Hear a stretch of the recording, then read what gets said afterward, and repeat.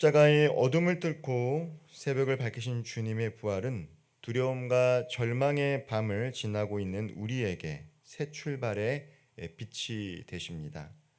오늘 본문은 부활하신 예수님께서 두려움 가운데 있는 제자들에게 나타나셔서 너희에게 평강이 있을지어다라고 선언하시는 장면이 기록이 되어 있습니다. 평강이 있을지어다라고 말씀하신 이 선포는 단순한 인사가 아니라 이 죄와 사망의 권세를 꺾으신 주님이 주시는 새 창조의 평화를 우리의 심령과 가정과 교회 그리고 이 땅 위에 임하게 하려는 선언입니다. 제자들은 부활의 소식을 이미 들었습니다. 그러나 여전히 마음 깊은 곳에서는 두려움과 혼란이 가득했습니다. 겟세만에서 도망쳤던 그들의 기억, 골고다 언덕에서 목격한 예수님의 피 흘리심, 자신들의 실패와 수치가 뒤엉켜 그들의 심령을 눌리고 있었던 것 같습니다. 그래서 먼저 예수님께서는 평안하냐, 평강을 말씀하신 것이죠.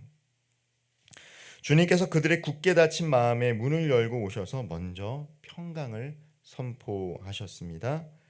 그리고 이어서 주님께서 제자들에게 보이셨던 것은 무엇입니까? 주님의 손과 발의 못자국을 보여주시면서 나를 만져보라라고 이야기합니다. 몸이 있다라는 것이죠. 영만 있는 것이 아니라 뼈와 살이 있는 육신을 보여주면서 부활의 모습이 무엇인지를 명확하게 보여주셨습니다. 그리고 의도적으로 구운 생선을 먹을 것을 가지고 오라고 얘기합니다. 구운 생선 한 토막을 드심으로써 부활이 단순히 영적인 환상이 아닌 살과 뼈를 지닌 역사적 승리임을 증명했습니다. 우리가 아까 전에도 예배드리기 전에 사도신경으로 신앙을 고백했습니다. 사도들의 믿음의 신조라는 것이죠. 거기에는 무엇이 기록되어 있습니까? 우리는 몸의 부활을 고백하고 있습니다. 즉 그때 당시 예수님이 살던 당시에 헬레니즘 철학이 유행할 때는 영의 영과 육의 이혼론적 세계관에서 육은 악한 것이고 영은 선한 것이다. 플라톤이 말했던 것처럼 우리가 죽으면 영은 이데아로 회귀한다라고 믿었습니다. 근데 의도적으로 예수님께서는 육에 대해서 이야기하신 것입니다. 우리가 부활하게 되면 몸의 부활이 있다. 그리고 사도들은 영이 선한 것이다라고 외치는 그 시대 속에서도 몸의 부활을 고백하고 오늘날 우리는 영뿐만 아니라 이 창조한 세계, 육의 세계가 선한 것임을 고백하는 가치관과 사고를 갖고 있는 것입니다. 이는 이 부활 신앙이 단순히 영적인 것만을 추구한다는 것이 아니라는 걸 의미하고 있는 거예요. 밥상을 차리고 일터로 나가며 관계를 세워가는 우리의 일상이 얼마나 중요한지를 하나님께서 우리들에게 부활 신앙을 통해서 말씀해 주고 있는 것입니다. 예수님은 모세의 율법과 선지자와 시편에 기록된 말씀, 즉 구약의 말씀을 풀어 주시면서 그리스도가 고난을 받고 사흘 만에 살아나리라는 예언들이 어떻게 십자가와 부활 안에 성취되었는지 제자들에게 설명해 주셨습니다. 말씀을 열어주시는 순간 제자들의 마음은 뜨거워지고 머리는 분명한 깨달음으로 확신을 차게 됩니다. 즉 우리가 말씀을 읽을 때 성령이 임할 때에 우리 가슴이 뜨거워지고 머리는 분명합니다. 설교를 듣거나 말씀을 듣는데 더 혼란스러운 게 아니라 성령이 임할 때 말씀을 들을 때 우리는 더 깊은 깨달음과 가슴 또한 뜨거워지는 것이죠. 머리만 커가는 게 아니라 가슴이 뜨거워진다는 건 무엇입니까? 복음을 증거하고자 하는 마음을 하나님께서 부어주신다라는 것입니다. 말씀과 성령은 언제나 함께 일하시기에 우리도 성경을 펼 때마다 기도하는 것이 필요합니다. 성령 하나님, 말씀을 깨달을 수 있도록 조명하여 주옵소서. 성령의 빛으로 깨닫게 해주십시오. 성령의 조명을 간구하는 것이죠. 매일 말씀 앞에 서서 십자가의 부활의 복음이 우리의 생각과 감정, 가치관과 습관을 새롭게 하도록 온전히 맡길 수 있는 저와 우리 성도님들 되기를 소망합니다. 이어서 주님은 제자들에게 48절 말씀에서 너희가 이 일의 증인이다라고 선언하셨습니다. 영어 단어 마티어, 이 순교자의 어원인 마르쿠스는 증인을 의미합니다. 즉 증인은 순교를 각오한다라는 의미를 가지고 있습니다. 이 범죄 드라마 같은 경우에서 이 법정에서 증인을 보호하지 않습니까? 증인의 역할이 무엇입니까? 그 현장에 있었던 일을 그대로 보고 전하는 게 증인의 역할인데 현장에서 있었던 일들을 그대로 보고 전할 때 때로는 생명이 위험할 수도 있다는 것입니다. 이 증인이라는 것은 단순한 관람객이 아니라는 것이죠. 있는 그대로를 보고 목숨을 빼앗길 수 있지만 증거해야 되는 사람들이 증인입니다. 즉 제자들은 곧 예루살렘과 유대와 사마리아와 땅끝까지, 즉 가까이는 가족과 이웃과 멀리는 전혀 다른 문화권의 사람들에게 예수 그리스도의 죽음과 부활을 선포해야 했습니다. 특별히 부활이라는 것, 그때 당시 예수님이 살던 시대 그리스 로마 문화권에서는 부활은 영이, 죽으면 영이 이데아로 회귀한다고 믿었던 사람들에게 몸의 부활을 말한다라는 것은 미련하다라는 것이죠. 사도행전 17장에 보면 사도 바울이 아레오바고에서 철학자들 앞에서 설교를 하는 장면이 나옵니다.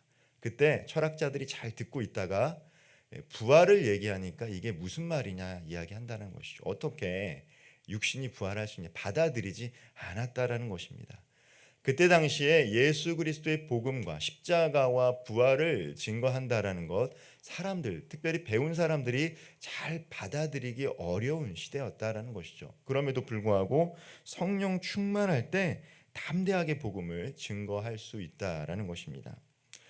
오늘 우리도 주님의 부르심을 받았습니다. 가정에서 자녀에게, 직장과 학교에서 동료에게, 온라인 공간에서 만나는 이웃에게 우리는 부활의 복음을 삶으로 전해야 합니다. 사랑으로 섬기고 진실하게 말하며 용서하기 어려운 이들을 용서하는 자리에서 우리는 살아계신 주님이 여기 계신다라는 살아있는 표지판으로 살아가야 합니다. 주님은 우리가 스스로 이 사명을 감당하는 것이 어렵다라는 것을 아시고 계십니다. 그래서 제자들에게 내 아버지께서 약속하신 것을 너에게 보내리니 너희는 위로부터 능력을 입힐 때까지 이 성 예루살렘 성에 머물라라고 이야기하고 계십니다. 그리고 누가복음과 사도행전은 같은 저자에 의해서 기록된 것으로, 누가에 의해서 기록된 것으로 성경학자들은 이야기하고 있는데, 누가복음에서 이 성, 그리고 사도행전에서는 그 성이 바로 예루살렘이다. 예루살렘에서 오순절날 성령 강림 사건이 일어나게 됩니다. 제자들은 약속했고 순종해 기도했습니다. 오순절 성령 강림 사건을 통해 제자들은 두려움을 담대함으로, 의심의 확신으로, 그들의 무능력함은 능력으로 바뀌게 된 것입니다. 오늘 우리에게도 같은 성령께서 임하셔서 교회의 담장을 넘어 세상 속으로 나아가 부활의 증거를 세우도록 역사하고 계십니다.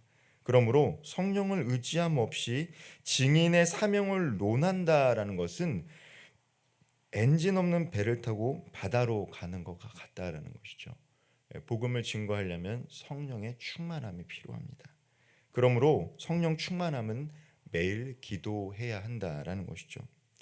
하루에 단 한 사람이라도 주님의 사랑에 대하여 예수님이 당신을 사랑하십니다라고 짧은 고백을 용기 내어 전하는 것, 성령이 충만할 때 하나님이 그 마음을 주시고 담대함도 주신다라는 거예요. 우리가 병상이나 경제적 어려움, 관계의 갈등처럼 고난의 자리에 서 있을 때에도 낙심해서 쓰러져 있는 것이 아니라 주님 여기 살아계시고 주님께서 나를 붙드시고 있다라고 고백할 수 있는 것은 성령이 그분들과 함께 하기 때문에 십자가의 자리에서, 고난의 자리에서도 복음의 문을 여는 통로로서 쓰임 받을 수 있게 되는 것입니다. 즉 성령이 우리 안에 임할 때 가능한 것입니다. 본문의 마지막에서 예수님은 제자들을 축복하시면서 하늘로 올라가셨습니다. 승천하신 것이죠. 그 축복은 단절이 아니라 새로운 시작을 의미합니다. 제자들은 큰 기쁨으로, 두려움에, 의심 속에 있던 제자들은 성령으로 말미암아 말씀으로 말미암아 큰 기쁨과 확신을 얻고 하나님을 찬송합니다. 부활하신 주님이 곧 다시 오실 것이라는 믿음을 회복하신 것입니다. 그리고 그날까지 성령이 공급하시는 담대함으로 복음을 전파하며 회개의 기쁜 소식을 세상 끝날까지 선포할 것을 결심합니다. 낙심한 영혼에게 당신의 죄가 예수의 이름으로 사함을 받았습니다라고 선포할 수 있게 된 것이고, 슬픔 중에서도 주님이 다시 사셨기 때문에 우리의 눈물은 끝나지 않습니다라고 초대교회 성도들에게 증거할 수 있게 된 것입니다. 우리의 사명은 분명합니다. 너희가 이 일의 증인이다라고 예수님께서 말씀하셨습니다. 오늘도 주님은 우리 한 사람 한 사람을 각자 부르고 계십니다. 성령께서 주시는 능력을 힘입어 두려움 대신 담대함으로, 절망 대신 소망으로, 침묵 대신 복음의 외침으로 세상에 나아가기를 하나님께서는 원하십니다. 주님 오시는 그날까지 부활의 증인으로 충성스럽게 달려가는 모든 성도님들 되기를 성부와 성자와 성령의 풍성한 은혜로 간절히 축원드립니다. 기도드리겠습니다. 살아계신 주님, 부활의 능력으로 우리를 새롭게 하시니 감사드립니다. 성령의 권능으로 우리의 삶을 채우사 담대히 복음을 증거하는 증인의 삶을 살아가게 하옵소서. 우리의 작은 순종을 통해 주님의 사랑이 가정과 일터, 이 땅 끝까지 흘러가게 하시고 두려움과 의심을 내려놓고 주님의 평강 안에 거하며 하늘의 기쁨을 세상에 전할 수 있도록 함께하여 주옵소서. 고난의 자리에서도 부활의 소망을 선포하며 예수 그리스도의 영광을 드러내는 축복의 통로로 사용하여 주옵소서. 모든 영광을 받으실 우리 주 예수 그리스도의 이름으로 간절히 기도하옵나이다. 아멘.